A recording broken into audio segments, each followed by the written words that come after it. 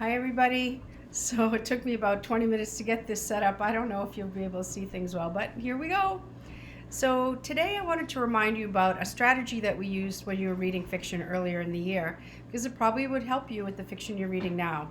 So I'm reading The Fighting Ground by Avi, which is going to be a read aloud that I'll read to you as a chapter book soon.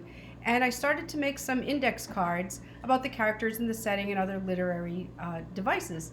So the first thing that I'd like to show you is that as soon as I met the first character, Jonathan, I made a card about him, and I started to collect some character traits. So I wrote that he's a daydreamer, and I knew that because it mentions it several times at the beginning of the book. And I also was recording what he wants. So what he wants is to fight in the war, and I could also have written what gets in the way, because we know how important that is in a story for the problem. So the next thing that I did was I made a card about the setting.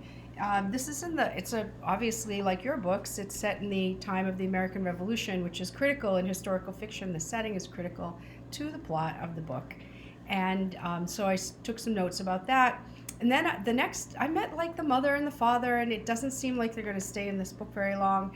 But there was this man named the Corporal, and he doesn't even have a real name, which I find very interesting, don't you?